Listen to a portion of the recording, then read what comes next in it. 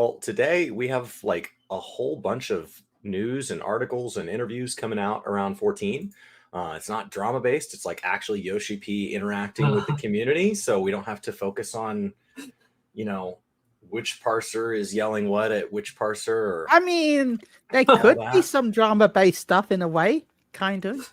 But it's pretty good. So I think we'll start out with this Reddit article. I don't know how to show it on screen, so I do apologize to those of you that watch the show that Brian normally handles this. But over on Reddit, we'll hopefully have links down in the description below.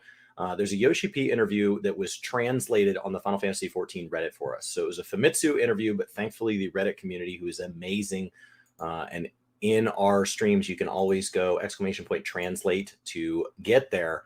That in the Discord, on the Reddit, there are just some incredible people in the community that translate for us. And MKLBY, thank you so much. Have you guys read this already? Not that specific Reddit thread, but I have gone over it just a little bit. Okay. You haven't read the Reddit thread itself, but I've read a lot of the stuff that they've planned already. A lot of it. Well, just to sum this up, it was effectively Yoshi-P and the WFS mobile designer Shimoda Shouda, who I believe was behind Dissidia and other games, was just kind of a back and forth. And we've seen this before where Yoshi-P sat down with designers of other games, people he's had a long relationship with, and they get a chance to kind of talk about a number of things. And it's usually just some insight into how the game kind of is usually going to run. But the thing that is most Final Fantasy XIV relevant here is that he said he has some regrets on making Final Fantasy XIV less stressful. And so he is saying that a video game should, of course, have stress. And so to kind of explain that a little more, he said how you balance that is extremely difficult. His example is that in a side-scrolling game, if there were no holes that you could fall through and you missed a jump, yeah, the game would be a lot less stressful, but it would also no longer be fun. And so he would like to restore some of that in Final Fantasy XIV. Now, I'm not a Savage Raider.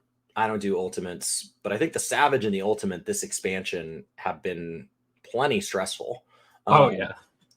But it sounds like he's talking about the general baseline, something to overcome this expansion. And so like relics come to mind as something that just, there really wasn't any. And actually, like it was so easy that I didn't do it. So I don't know if you guys have completed all your relics, but like I've completed mine. I've completed mine, but I have no desire to really grind for other ones because the fact that it's just tone based means that as soon as Dawn Trail drops, I can just use Poetics. Yep. And I'm gonna have you have unlimited Poetics, so I don't need to really grind for other ones unless I really get them by accident. Like I've got some of them higher up just by running content, and I've had to drop comedy on stuff.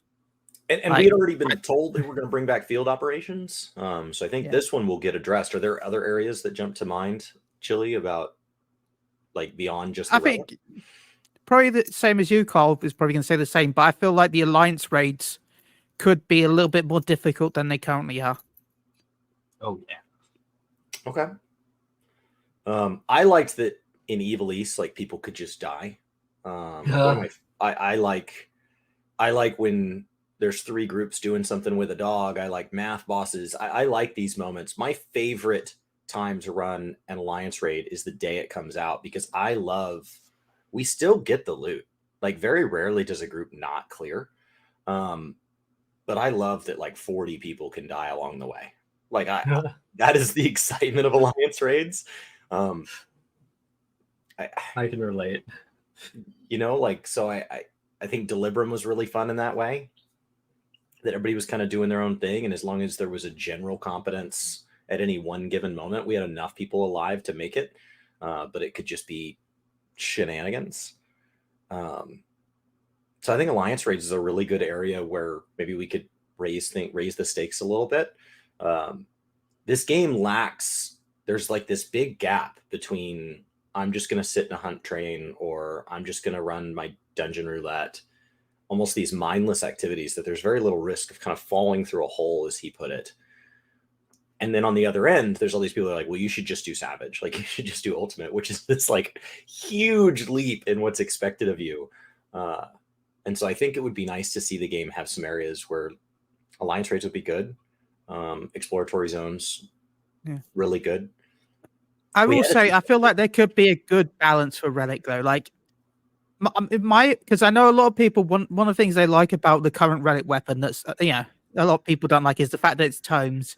So that means that if they do have multiple jobs that they like to play, it's easier for them to get the relic and are able to gear up multiple alt jobs that that they can swap between when they want to. Like they're not doing savage raiding with it, but like they want to be geared up enough that they don't feel too bad when running an extreme or something like that. Like they might not need it, but personally in their head they feel, oh, I want this so I can be a better player.